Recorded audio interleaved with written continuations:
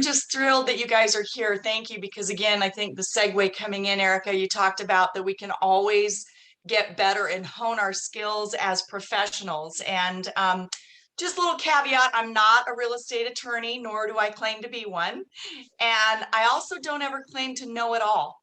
I do take several classes and courses to try to keep updated and bring us the latest and most informative professional information so that we can be successful in our careers. And so I'm just going to dive right in. How to write a winning contract. That was listed in the description for this this day's Aspire series training. So first of all, I would say the first thing I do is communicate with the listing agent. Find out what the seller wants, because ideally at the end of the day, it's what the seller wants to see in this contract that's going to make it go through for our buyers, right? So I always ask, are there competing offers? In this day and age, that seems like a silly question to ask, because let's just assume, yes, there are. And when will these offers be presented? Who is the title company? When do the sellers want to close? Are they looking at closing the end of October, or do they want to stay there through Christmas? We need to know what that looks like. Do they prefer a post-closing occupancy agreement? Then from there, what I do is I'll go into my MLS and I'll download the disclosures. And up here in Northern Colorado, we typically have all of the seller's property disclosure, square footage disclosure, source of water addendum if it's not already included on the seller's property disclosure, lead-based paint disclosure if it's applicable. And then we also have Fort Collins occupancy disclosure up here in Northern Colorado and Fort Collins that we need to have submitted with any of our offers as well. So keep in mind, if you've got any of those other local disclosures that are needed in your area, that you would need to go ahead and download those as well. Have those ready to send over for signature for your buyer client. Then from there, find out from your lender if your buyer is obtaining financing. When can these buyers actually close? I had one lender that said that their procedures were 45-day close no matter what. So again, we kind of needed to work around that a little bit, although I'm one of those that I want to write the offer as quickly as we possibly can. So if the lender says, hey, we could close next week, yay, I want to know that we can do that. Right now, again, appraisals are sort of out. But again, just in general, we just want to ask that question. If we're not active in this marketplace and knowing what we're doing, sometimes they can say, hey, yeah, we can close in 2 weeks, not a problem. Get a lender letter to present with your offer. And then also you'll want to have your MLS sheet information with your inclusions and exclusions. Sometimes sellers, agents, or the listing agents will have this information either in the property when you've shown it as a packet that you can bring back, or it'll be online for you in your MLS. So you will know that, or during CTM when you upload the information for the property that you're writing on, sometimes it will automatically populate. I always like to have the MLS sheet just so I can double check and make sure that it has populated everything as well. Okay, thanks, Kimberly. Next one. So today what we'll do is I'm going to go through some contract document examples. First things first, no matter who we're working with, whether it's a buyer or a seller, we want to have the definitions of brokerage relationships. If you've not already printed this out or had them initial or sign this, make sure you get it absolutely before you start writing a contract. So that's going to be number one. We'll show you that. Number two, the exclusive right to buy listing contract. I always have a buyer agency contract with my buyers, whether I'm working as a transaction broker or a buyer's agent. Most of the time I work as a buyer's agent because I'm going to be advocating for that buyer on this transaction. So we're going to go through that. And again, most of the time I would have had the definitions of brokerage relationships and the exclusive right to buy listing contract already filled out before I've actually taken this buyer with me to go look at properties, but I want to kind of go through those documents as well. Then we'll get into the contract to buy and sell. I have two examples right now just for the residential contract buy and sell. One of them is actually in a backup offer position. I wanted to show you how I wrote that.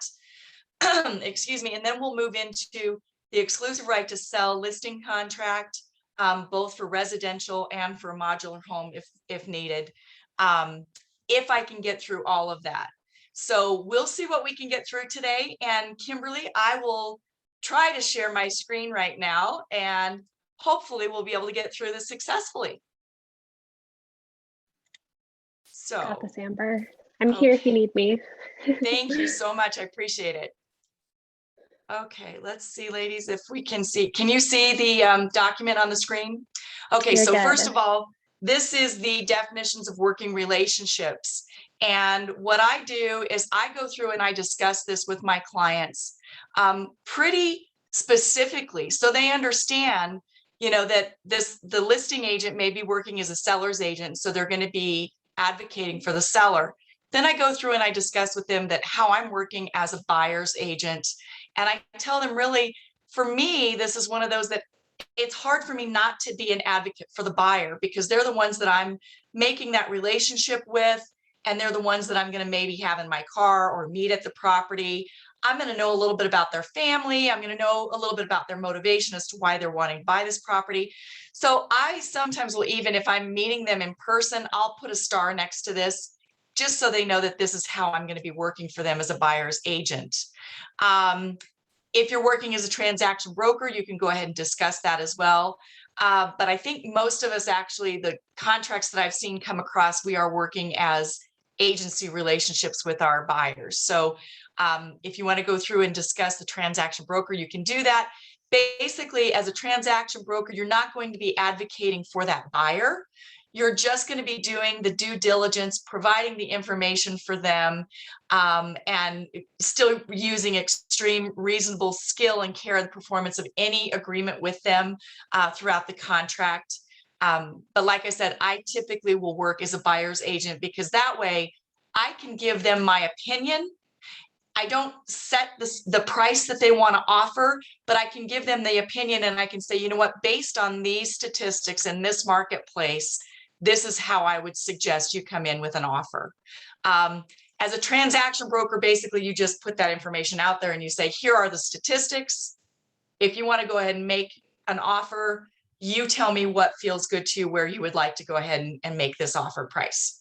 So do you see the difference there a little bit on that? If you have questions, please let me know.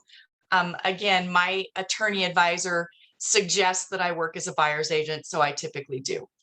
And then from there, what I'll do is I'll have the buyer go ahead and sign, and then I will go ahead and sign. And it will tell you that on this day is when I actually provided that. So in this day and age, we're writing a few offers for buyers sometimes. So you only have to have this filled out the one time when you're working with the buyer. So I always put this in my file or download it and save it so that I can reference it through any offer that we actually make. So that one, we'll do that. Then from there, I'm going to go ahead and share with you my example to buy and sell contract. So can you see this? The contract to buy and sell real estate residential? Thumbs up? Yep. Okay. So what I have here is basically the buyer, and I have his name as buyer. It's a single person, so I'm going to put tenancy and severalty. Check that box that way. As you know, you can, if it's a couple, you can, if it's a husband and wife, typically you can have them as joint tenants, and joint tenancy is the right of survivorship. So you would discuss with them what their estate planners or what they have decided to go ahead, if they'd like to take this title in joint tenants, or if it's, say, for example, an investor, or maybe let's say my brother and I are buying a property together, we would put in there that I would be taking tenancy as tenants in common, which means that then if I were to die, it would go to my heirs. It would go to, like, my son. If my brother were to die, it would go to his family. Whereas joint tenancy, it's right of survivorship. So if the husband and wife, if either one of them, or husband and husband or wife and wife, either one of them pass, it would go automatically to that next person. It would automatically go to their partner. In this situation, again, my buyer is a single person, so I say, I check the box, other tenancy and severalty. Then I'll fill in the name of the seller, I will put in the property address. Again, I'll put in the county, the lot, the block, the subdivision, the town, the county, and the state of Colorado. And then I'll put in the actual address of the property itself. Again, that you typically can grab that, or that will automatically populate, I believe, in CTM. But if you don't have it, you do need to put that in there. In this property, the legal description, do not put to be determined or see title commitment. I have seen in here where you can say see addendum A, and then if you have to actually transfer, if it's a long legal description, put it in addendum A, so that then we know exactly what it is that they're going to be purchasing. So we just don't assume anything, because if we say legal description as of record, there could be a discrepancy there. So let's make sure that we have it correct from the get-go. Then from there, I go into my inclusions, and I will put including all remote controls. If they have defined that there's 3 of them on the listing information, I will put in 3. If there are 0, I will put in 0. This way, if I have all, though, it covers if they have 0 or if they have 5. Then from there, any other inclusions, if we have anything else, we can put that in there. If there were, let's say, ceiling fans or anything along those lines, we could go ahead and put those in there. Or let's say an air conditioning unit that's a window air conditioning unit, we could say that that would be included as well. Some of those inclusions are going to be spelled out specifically from the listing agent. If there were any parking or storage facilities, we would go ahead and add those in there. We would say, the parking space 5, or the storage facility, or the garage, the detached garage unit number GA, whatever that might be, we would add those in there on those blanks. The exclusions, we would have the exclusions of personal property. And then obviously going through, and if there were water rights involved, and we can handle that in another day, but this particular property did not have any water or well rights, so I've left all of those blank. Dates and deadlines, just kind of a little rule of thumb that I was given years ago from Betty Armbrust when she was teaching in her Betty Armbrust School of Real Estate in Denver. She said, pick a couple of days that will be simplistic for you in your mind. So either Tuesday, Thursday are your dates and deadlines, or Monday, Wednesday, or Wednesday, Friday, what have you. So if you'll notice, I have a lot of these dates that I have corresponding. I believe they're Tuesdays and Thursdays, because I feel like Mondays are always chaotic for people, and sometimes people are out of town on Fridays. So for me to write a successful contract, I try to keep control of those dates and deadlines. And I know we had the dates and deadlines sheet that was given to us from the title company. Those dates and deadlines, the actual spatial, or the days in between those deadlines, were actually presented by my cousin Damian Cox, that is an attorney. If you need those, we can certainly get those for you. So I have gone through those dates and deadlines as per what he has suggested we do. And some of them, I just make them very simplistic. So I try to make all of my deadlines on the same day. You'll notice here the record title deadline is August 27th. Off-record title deadline is August 27th. And then I make my objection deadlines the same date as well. So August 31st, August 31st. My resolution deadlines, I typically will keep those in alignment as well. Either resolution and or termination deadline. So for example, my association documents deadline is August 31st. The association documents termination deadline is September 3rd. That corresponds with the title resolution deadline. If there's something on there that they're just absolutely like, no, this is not going to work, these HOAs. I have a gentleman that once had a city vehicle, and he needed to be able to get out immediately if there was ever an emergency. And the HOA docs in this patio home development said that he could not park his car in the driveway or on the street. It needed to be in the garage. And he could not do that for his profession. So we needed to actually terminate the document, or terminate the contract. And so that's why I have those two that are corresponding. You can kind of go through and take a look at these again, and we can go through them more specifically. If you have questions on your own particular contracts or offers that you're writing, let me know, but that's just kind of a guideline of where I've gone there. Again, these days, we are seeing some of the buyers waive the appraisal deadline because they're putting in the appraisal gap, but I always like to still have the appraisal deadline in there to know that we are going to get it done. We might waive and leave the appraisal objection deadline blank because if they're saying, hey, we're willing to pay $20,000 more than the appraised value, then there's not really going to be an objection, except for the fact that what if it appraises for more than $20,000 lower than the offer price? So for me, I keep that in there. I also keep in the appraisal resolution deadline because, again, let's say that the appraised value came in. This particular person is going to offer $20,000 more than appraised value, but let's say the appraisal came in at $50,000 less than our offer price. We still need to go through and we need to continue to negotiate on that. So I keep the appraisal resolution deadline in there. Again, some agents are waiving that. I would just say if you do that, you need to explain the potential risks for your buyer if in fact you are removing any of these deadlines or dates throughout this contract. The buy-sell contract was written to protect the buyers more so than the sellers. So keep that in mind when you are working with your buyer clients.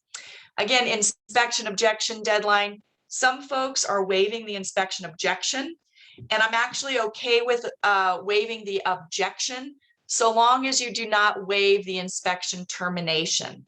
I would keep that in there because we still are going to advise our clients to have an inspection, because I certainly don't want them to be buying a property that they've never been through, nor have they potentially gotten a seller's property disclosure. It just allows them to reduce their risk of not knowing what is the property that they're actually buying. So if you want to eliminate the inspection objection deadline, I'm okay with that, but I'd prefer to have them still have the inspection. And please keep in the inspection termination deadline, because if something does come up, let's say they just decide that it is a quote money pit, or there's something extremely hazardous that they say, oh my gosh, this entire foundation is, it's not able to be fixed or repaired, and it's really in a compromised position, then we want to still allow our clients the ability to terminate the contract. Then from there, inspection resolution deadline, I would keep that a day or two after the termination, because if you put in the termination, the other side can always come back and say, well, wait a minute, what do we need to do? And they can ask us for those, for what we might need to have for that buyer to continue to move forward with that contract. Property insurance termination deadline. This is huge, especially with fires, flooding, those kinds of things. We want to make sure that these buyers can actually obtain insurance if they need it on their property. So please do not eliminate that deadline. Keep that in there. Due diligence documents deadline. I have those in correspondence with the inspection. Due diligence again on, for example, a land contract. That's going to be in lieu of doing basically your inspection objection on items, but they would have due diligence documents delivery deadlines so they can review anything. And we did that actually this weekend with an agent. We went through absolutely everything that was needed for this property, and it was designated, it was unbuildable. So we needed to make sure that we had all of those, all of that documentation over to the buyer so that they would know whether they wanted to move forward with the contract or not. So we can discuss those further too on a case-by-case situation if needed. This particular buyer did not have a conditional sale, so we did not have that in there. The property itself was not, we did not need to have the lead-based paint termination deadline in there. However, if it was built, and we did need to have it, if it was an older home that needed to have the lead-based paint termination deadline, we would put that date in there as well. Closing date and closing possession date and possession time, acceptance deadline date, acceptance deadline time. Those are pretty, they're pretty self-explanatory. On these, again, that's when I ask that listing agent, when would you like to have closing? When would they like to have possession? And when are you going to be presenting offers? And when will you be getting back to us? So I know these days we want to set that as tight as possible for our buyers, because obviously if my buyers sign it at 8 p.m. tonight, I want it to be answered by 8 a.m. tomorrow morning. But we do also have to keep in mind, we've got to be a little bit realistic. If you talk with the listing agent and their sellers are pretty savvy and they're high-tech savvy, and you're able to go ahead and get this over to them and they can sign DocuSign immediately, then there's probably less probability for a larger window for acceptance deadline date. But if they're not, and I've come across it on a couple of offers recently, you know, they're needing to actually even old school mail out documents to family members if it's an estate issue or an estate property. So just be sure and communicate with that listing agent. Hey, Amber, Yes. Annette has a question. What is the non-refundable deposit you have listed for? It doesn't appear to have a PCOA. Yes, I actually have that. I'm getting to that. So non-refundable deposit, I actually put that in because we're wanting to make it an extremely aggressive and competitive offer. So this particular offer, not only, and we'll get through here in a minute, I'm asking the buyer to go ahead and put up a non-refundable deposit. It's separate from the earnest money deposit because you cannot call earnest money non-refundable. We have to still have an earnest money amount in the contract to keep it in contract. But the non-refundable deposit is similar to what you would be doing on a builder contract when the builder says, hey, if you're going to come in and start picking your color choices, we need to have a non-refundable amount of money paid that you agree, buyer, to relinquish to the builder or relinquish to the seller if in fact you end up not closing. So we'll see that here in the additional provisions. So what I did with this particular buyer is we wrote it for more than full price. The earnest money, we put in additional earnest money. We put an additional $500 in as earnest money. So we upped that just a little bit. Their new loan is going to be $318,000. Their cash at closing $214,500. Their total is $538,000. Personal check. Oh, there's no seller concessions because I don't ask for seller concessions when I'm trying to get the quote winning offer. Personal check, I go through First American Title. Who is our contact person there? The closer is Carla Center. Go through all of these again. He was going FH or going conventional.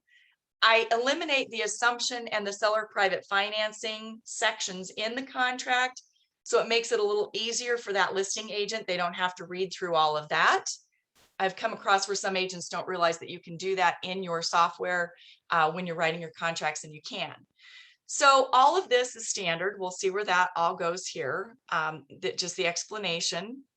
The cost of the appraisal will be by the buyer. I'm going to keep scrolling through here. Seller selects the title insurance company.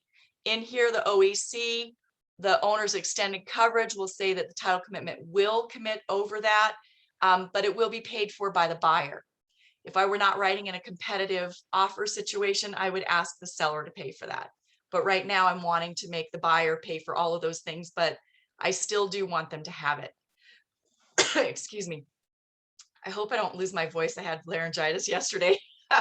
So just going through and moving through here again, they're not asking for an ILC. They're not gonna, if they do, let's see here. We'll keep going through. This is all standard. Due diligence review. There's no contingent sale. We do not acknowledge the receipt of the seller's property disclosure at this time or the source of water addendum because I don't have it with this offer. I'm going to still ask for the listing agent to provide that for my buyer. And then closing instructions, I always do them. just because I feel like that's good practice for me as an agent to do.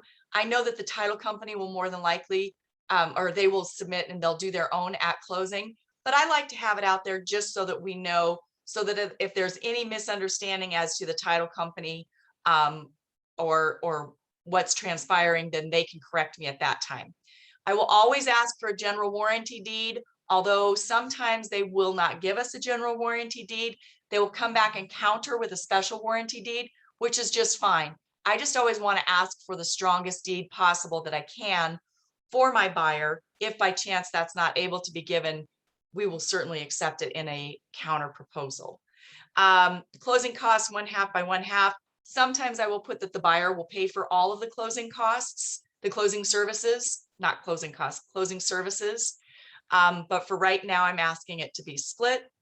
I will ask for the association letter to be provided by the seller, but it will be paid for by the buyer. Any private transfer fee, if there were any, I would ask that the buyer would pay for that as well. Sometimes the HOAs are asking to have that paid, and I would ask the buyer to pay for it. Again, if I'm writing a winning contract. Taxes, most recent mill levy. Whoops, there's my mistake. I would find that. Sorry, I was trying to do these as examples. But that would need to be at most recent mill levy and most recent assessed valuation. And the closing date association would be the obligation of the seller if there's any special assessments prior to closing. Then from there, I always say that I ask the seller to pay for $250 per day if they're unable to give us possession, unless we have a post-closing occupancy agreement. I originally would always put this marked as will not be extended to the next day. And yet I got stuck in a situation where there was a holiday that I wasn't aware of, that the other person on the other side of the contract, they actually celebrated this holiday. And so I wanted to make sure that we said that, yes, it would be extended, instead of getting caught in that kind of a situation where they're like, I'm sorry, we're not going to be here. There's no way we can answer that on that specific day. So learn from experience. Then from there, if we go through here, if I were to write it really strong and I could get the buyers to agree to it, I would write the buyer as a specific performance contract as well as the sellers, so that they're on the same level, so that they're not just saying, gee, if I don't end up going through and purchasing this property, then you can sue me and make me purchase the property, just like the buyer could with the seller, because the seller is automatically in specific performance. However, sometimes that's difficult to do with buyers. You know, they may not always agree to that. I have had sellers, I've had investors though that are willing to do that and make a specific performance contract if in fact they're going through and purchasing the property. So we'll get through this. This is all basically standard. Okay, in my next, sorry, I didn't delete out that that additional deposit. I had it in additional provisions here, and so it will be on the next one that I can show you, but I have it written in there. Let me go to that contract. This one here, I'm just going to squeeze through the additional provisions that says, so on this one, additional provisions line item number 2, where it says buyer will pay a $9,000 non-refundable deposit to seller 3 days after inspection resolution, that will be credited to buyer toward closing costs and down payment unless contract terminates due to fault of buyer. Then it will be released to seller within 3 days of termination to be held by First American Title. So does that answer your question? I know it took a long time to get there, but does that answer your question for you? Yes, it does. Thank you. Okay, great. Yeah, and sorry, like I said, I had these set up as examples, and some of them were actual contracts that I had written for this particular buyer, and I went through and tried to delete out names and those kinds of things. So I apologize for the snafu. But here's part of what I would put into another contract in additional provisions. Purchase price shall match any legitimate offer and increased by $1,000 of that offer not to exceed total purchase price of $600,000. Listing agent shall provide a copy of offer with names deleted or redacted to show as proof of offer with accepted signed contract. Financing shall adjust accordingly. So again, that basically says, hey, my buyer was offering 580, but is willing to go up to 600, but show me that we have other competing offers.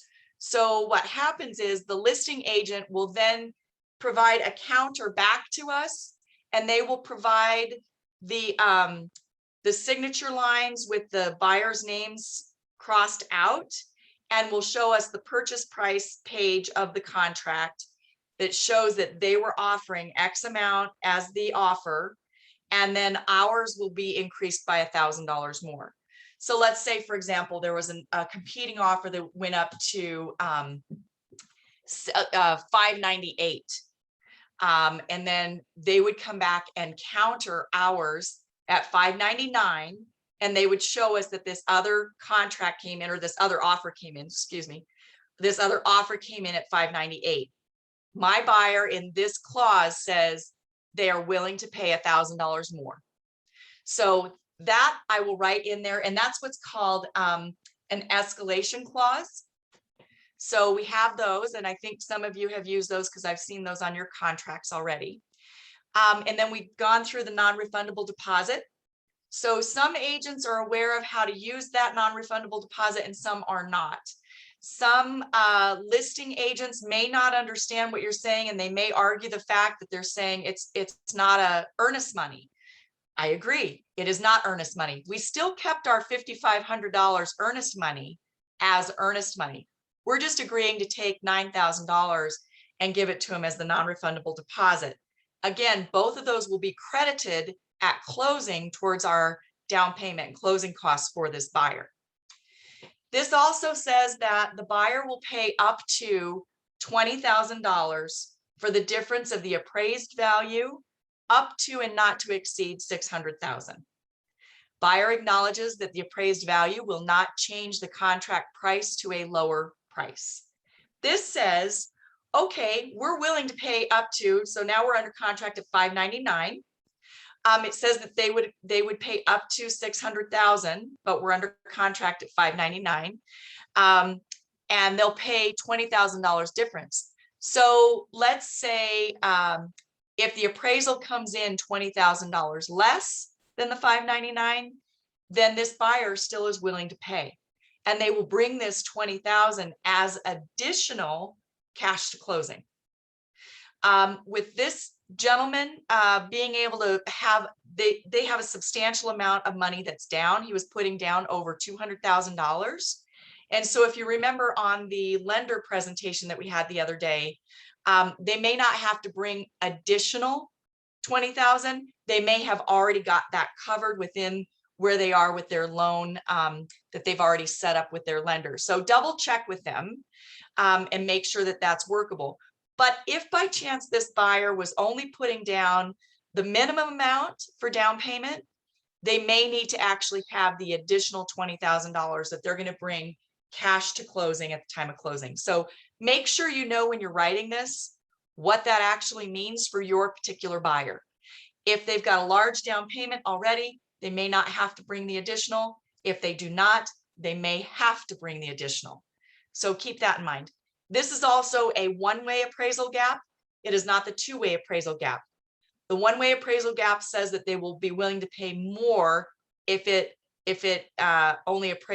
appraises less than contract value. If we wanted to go the two-way appraisal gap, then we would not write that part in there about that the contract price will not change to a lower value. If I'm writing this for a buyer, I do not want to write a two-way appraisal if I'm in a competition situation. Now, if I'm writing this for a buyer and they don't mind losing it by chance, and they say, listen, I'm not going to pay any more than this for the value, then that's their choice. I just let them know if I were writing them the strongest potential offer, this is how I would write it with a one-way appraisal gap provision versus the two-way. Are you guys understanding that, or do you have questions? Amber, this is Nico. I don't have any questions on the appraisal gap per se, but I do, if you have a second, can we go back to number 2 and that non-refundable deposit? Oh, sure. That seems like really risky to the buyer. I mean, they have to feel, if I'm understanding this correctly, they have to feel like this is their absolute dream home and there's nothing that could show up in an inspection or HOA documents or anything like that that could potentially cause them to run for the hills. Otherwise, they're really walking away from $9,000. Is that what I'm reading? Yes and no. Okay. So this has the same dates as that other contract that we just went through. So the fact that I wrote in there, seller 3 days after inspection resolution. So we've Okay. already gone through our title document deadline review. We've already gone through the inspection review. Okay. So otherwise, yes, if I did not have that in there and those dates did not correspond and they weren't prior to this, that's why I have this non-refundable deposit deadline of September 3rd. I think you saw that on the dates. Mm-hmm. I have it after they've gone through their title review, due diligence, inspection review. So they've already gotten a chance to look at everything. And so if they're saying like, yes, absolutely, we love it. The reason I wrote that this way for this particular person was they were writing contracts on properties in a neighborhood, specific neighborhood that they had been under contract before twice. So they had already reviewed the HOA documents. Gotcha. The only thing that they really needed to look at was title docs and say, you know, is there anything crazy out there? Which again, the title company is not going to provide good, clean, clear title if, say, there's a deadbeat mom or dad that hasn't paid child support, or if there's an IRS tax lien against the property. That really is a non-issue for the buyer. The title company will not give them title on that anyway. So really through title review, unless there's a boundary issue with surveys or the ILC, if they're questioning property lines, again, this is a subdivision, a newer subdivision. So they were not questioning whether or not the ILC would be correct. So we had basically gone through everything else on this particular property for them to say, okay, and we're going to tell you, once we get through these, we're going to kind of sweeten the pot a little bit because, excuse me, because their lender was saying they could not close for 45 days. Okay. So I we were see having what an you're issue getting beat out on all of these other offers because they're saying, well, these guys said they could close in 2 weeks, or well, these guys are cash buyers. And unfortunately, this actually did get beat out by a cash buyer. And these buyers were furious because they're like, we were basically giving you anything and everything. I wrote this same situation for another buyer in Loveland, and it actually did work. So it's very, you know, it's a variable out there, but it is a way that you can actually say, and that non-refundable could be $1,000. It could be Sure. 10,000. It could be, it could be 20,000. It could be whatever it is. These folks, for some reason, chose 9, and they said that they were comfortable with that. If they ended up losing it because of some fluky situation, they were not able to close. They were willing, excuse me, willing to give it to the seller. Okay, that makes sense. Thank you. Okay, cool. You can talk for a minute while I take a drink of coffee. I have nothing more to say, but feel free to drink your coffee. Thank you. So this actually, the same buyer then, because they had been beaten out by a cash buyer, they wanted to be in first position. So here's on line item number 4, how I would write that we're going to be in a first position backup offer.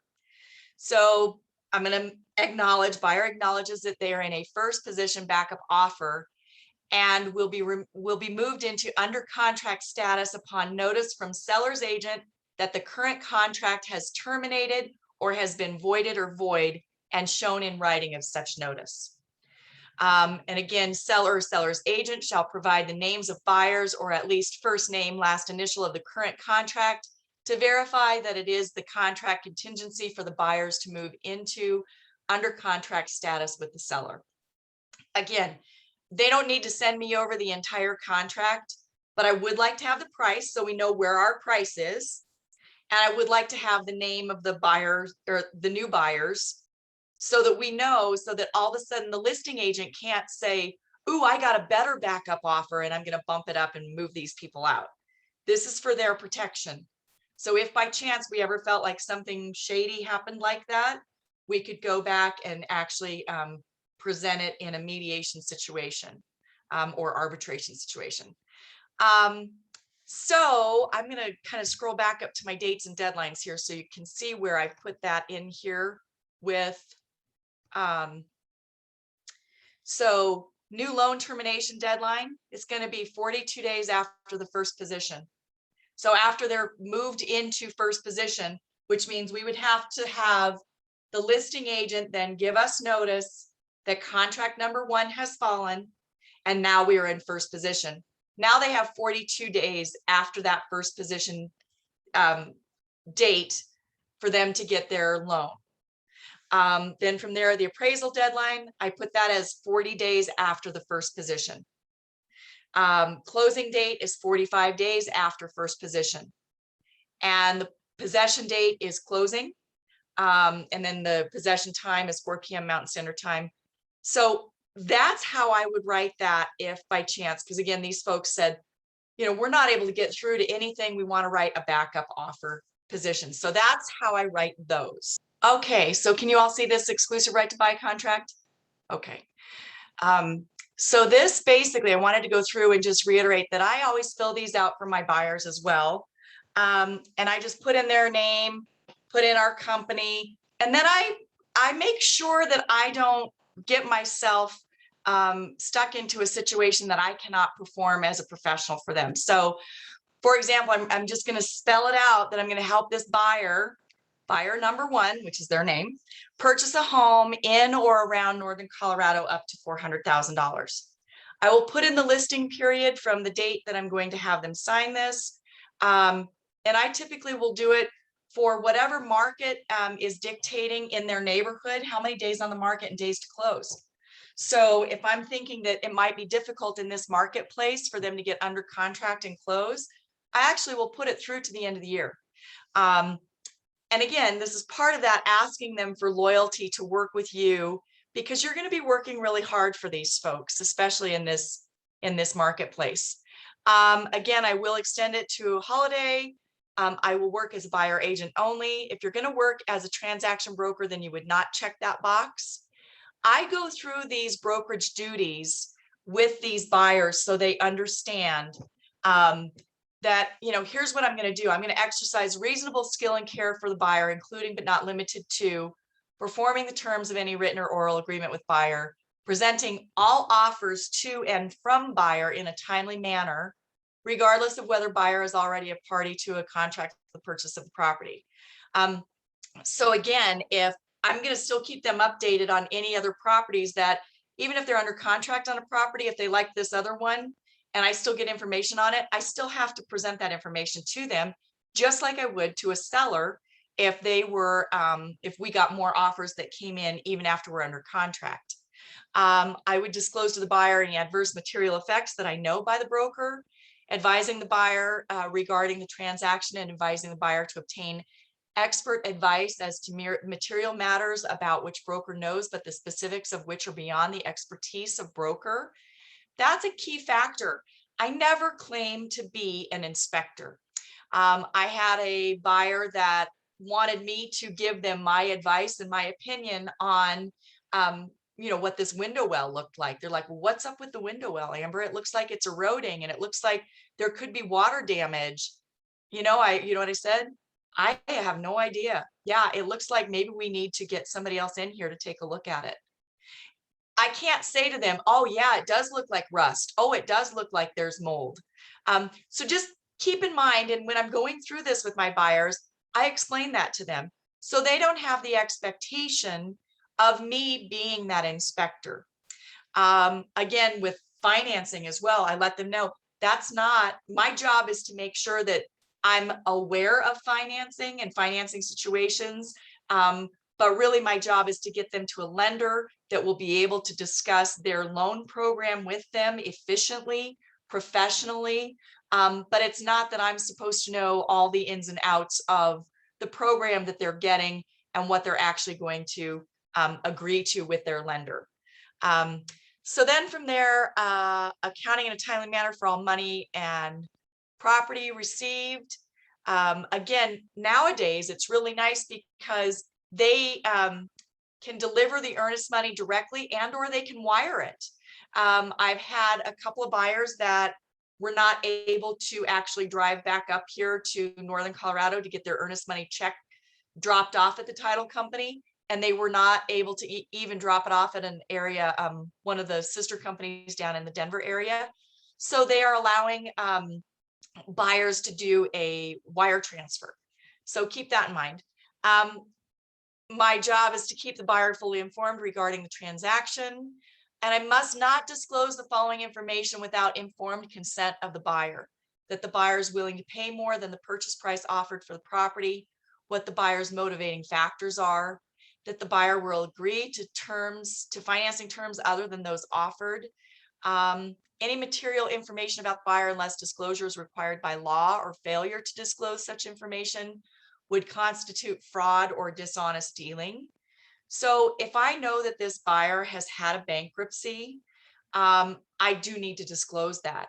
I do not have to disclose that to the seller if the lender is okay with it. But I still need to make sure that somebody would know that information, because that is considered a material defect against that buyer, the buyer's ability to perform and possibly obtain financing. So like, for example, if I knew it was my best friend, even if they knew they had a bankruptcy, I would need to make sure that I disclose that, because otherwise, if something happens, they're unable to obtain that financing down the road.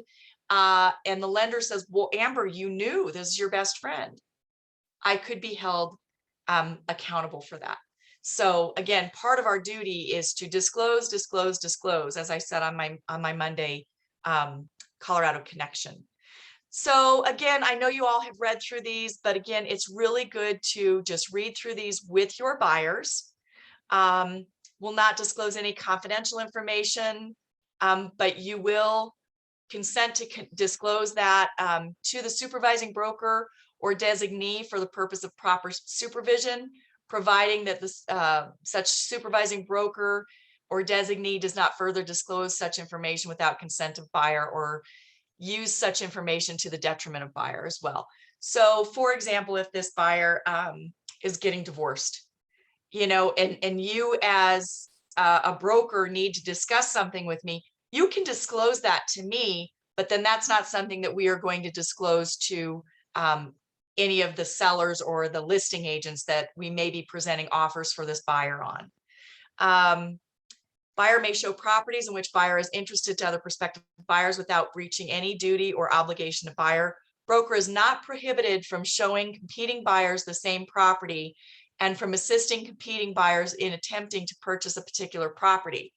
That's always a key factor to make sure that you remind these buyers that you're not just working only with them as buyers. It can get a little bit crazy out there, especially with competing properties or competing offers on properties. If by chance you come along a situation where you feel like you might be writing offers for buyers on one particular property and it's going to be extremely difficult, please call me. Let's discuss that on a case-by-case situation. Broker is not obligated to seek other properties while buyer is already a party to a contract for the purchase of a property. So if they're already under contract, I don't necessarily have to be out there still previewing property and sending them information on property. I typically will have an automatic drip that will come in from MLS that will continuously give them information just in case the contract that they're under right now might fall through. Again, I don't have the duty to do inspection. We've discussed that. I will disclose to any prospective seller all adverse material facts known by broker. We know that. And that the buyer understands that the buyer is not liable for broker's acts or omissions that have been approved, directed, or ratified by the buyer. That's a key factor too. They are not vicariously liable for us, nor are we vicariously liable for them. But that we will promote the interest of the buyer to the utmost good faith, loyalty, and fidelity. We will seek a price and terms that are acceptable to the buyer, and that we will counsel the buyer as to any material benefits or risks of a transaction that are actually known to the broker. For example, I had a home listed years ago and I knew the basement flooded. If this buyer wanted to go over and take a look at that and make an offer on that property, I will let them know that I knew it was flooded. I knew that it had been tried to be remedied several times, but that I would suggest that they offer less because I know of that particular property and know that the problems that it's had. Okay, thanks, Erica. I appreciate that. I think she needed to get going. Success fee. So I put in here that a fee equal to, and it varies, could be 2.8 to 3.0 to 3.5 to 18.9, depending on whatever it is that you put in your contract. That is completely up to you. We do not do any price fixing. And then what I do is the key factor is I do not charge an hourly fee. I do not charge a retainer fee. Some people will pay those, some people won't. On commercial transactions, commercial brokers will sometimes ask for a flat retainer fee, but I don't typically see that in residential. What I will put on here though is who will pay the brokerage firm's success fee. So I'm going to ask the listing brokerage firm or the seller may pay. And then I do put on here that the buyer is obligated to pay. Some people don't do that. I do, because I've been, sidestepped on being paid a commission before, especially with for sale by owners. This one I say, listen, if the seller is not willing to pay me, or let's say we're out of area, and maybe I'm not a member of the MLS up in Vail Valley, and this buyer wants to buy a property up in Vail Valley, the listing brokerage, if we are not members of that MLS, it is not a clear compensation agreement that they will pay me.